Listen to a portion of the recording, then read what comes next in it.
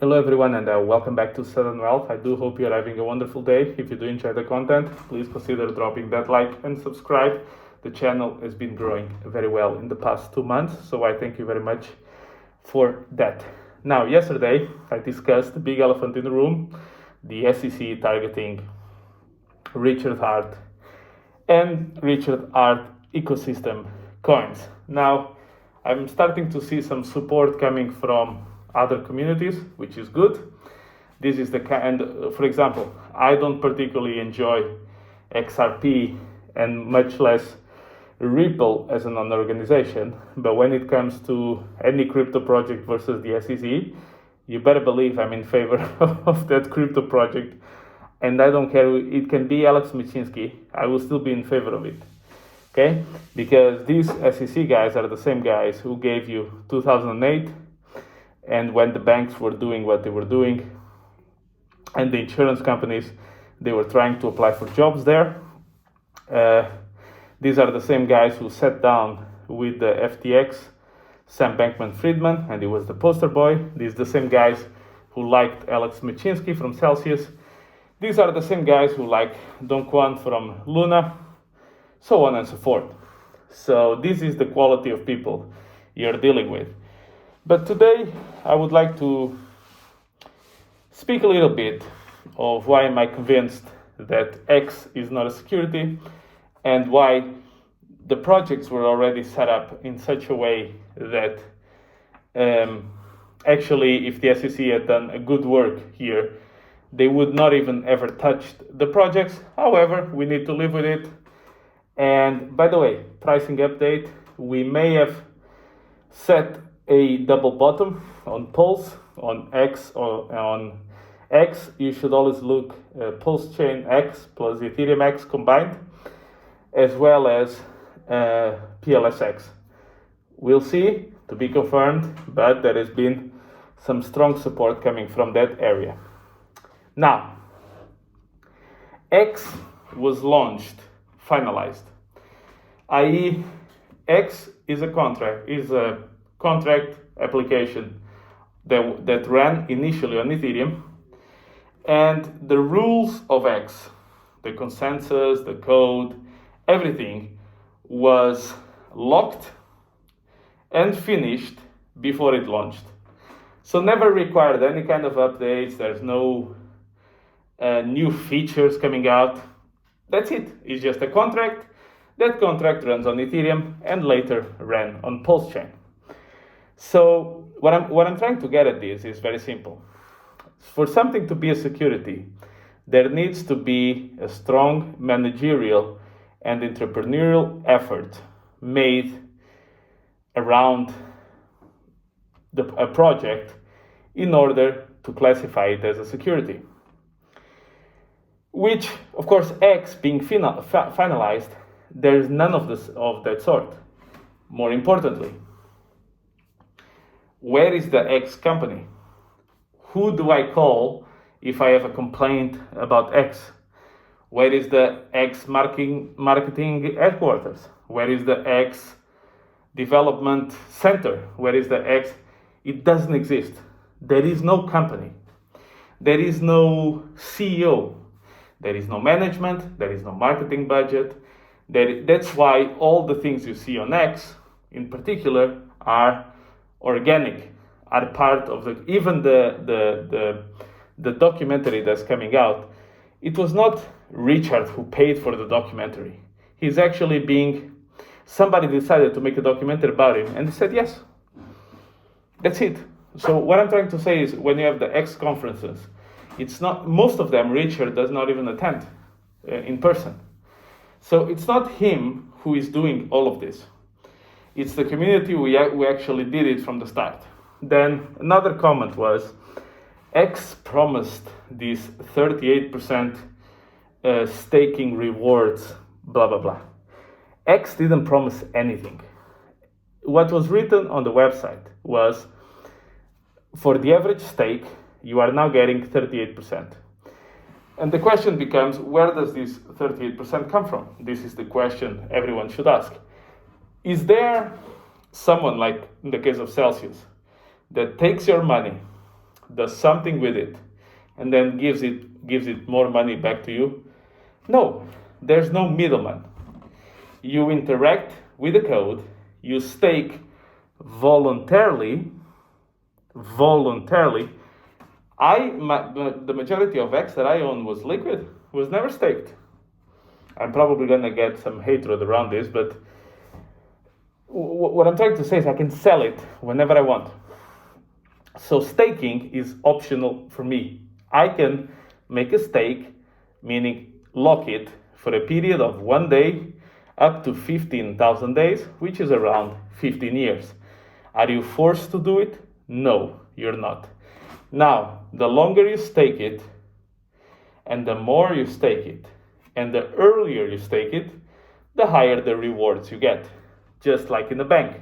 If I make deposits of $20 million, I will get higher reward than if I make a deposit of $200. If I lock it for 10 years, I will get more than if I lock it for 1 year.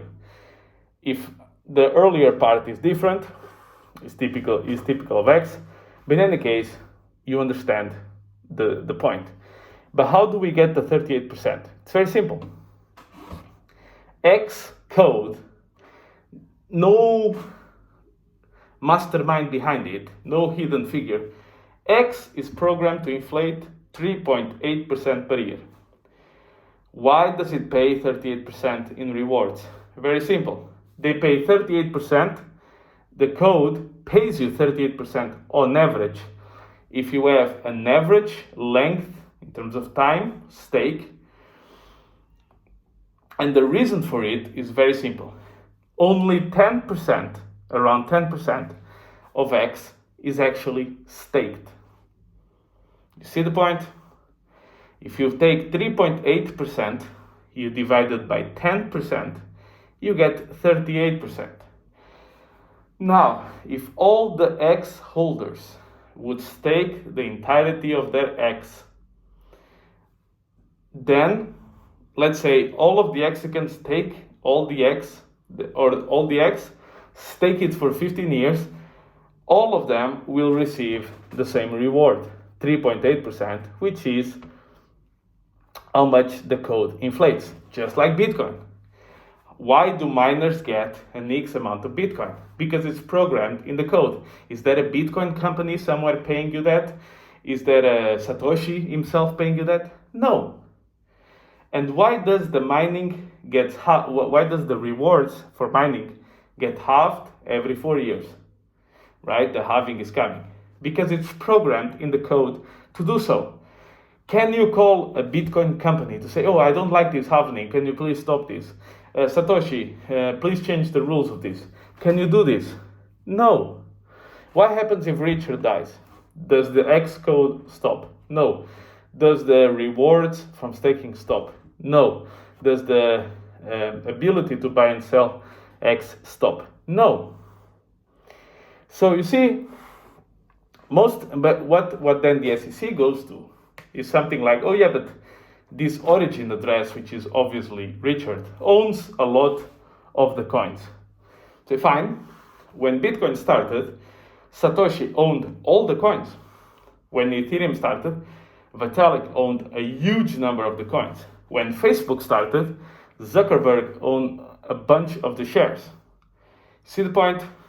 The point is, what is he doing with those coins? Because the idea is the X price goes up and Richard sells X to pay for his Ferraris, his necklaces, his watches, you name it, right? I told you about that marketing. It works very well in certain areas of the US. It works terribly in the Nordics of Europe. It works great in Dubai. It works very good in India. It doesn't work that well in Japan, etc., etc. Depends of the culture where you belong to, in my opinion. Look, this entire video is my opinion. You need to understand this. Now, you can go and check the facts and see if what I'm saying is wrong. But the point is, this is the stupidity. X is totally on-chain, or practically almost everything is on-chain, which means you can actually do the chain analysis and see what did the OA address did with all its X. Never sold a coin. Oops.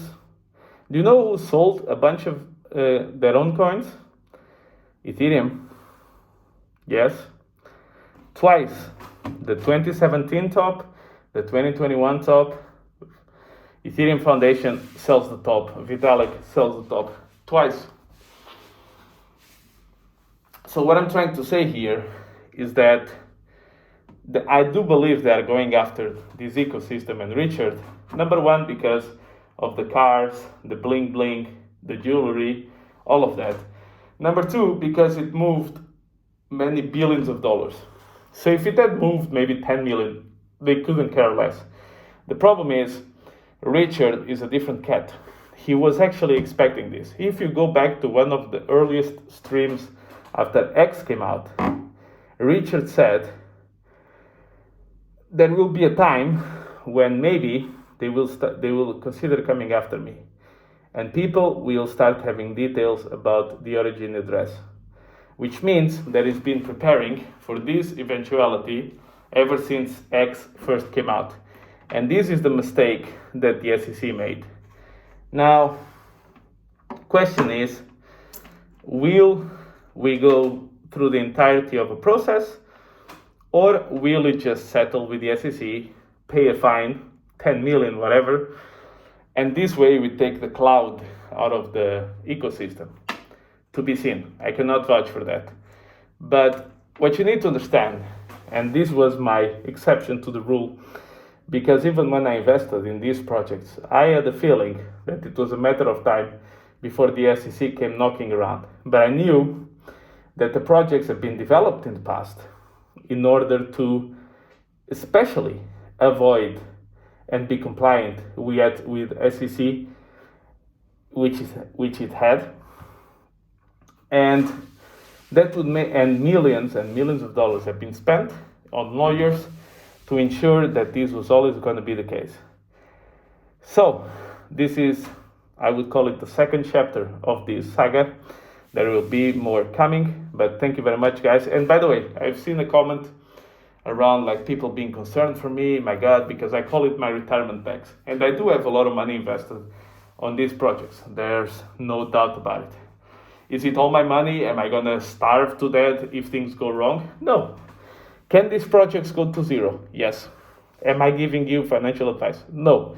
I'm recording my journey to what I believe is gonna be generational wealth in the future. In fact, the name of the channel, Sudden Wealth Syndrome, is actually linked to the Richard Hart's ecosystem.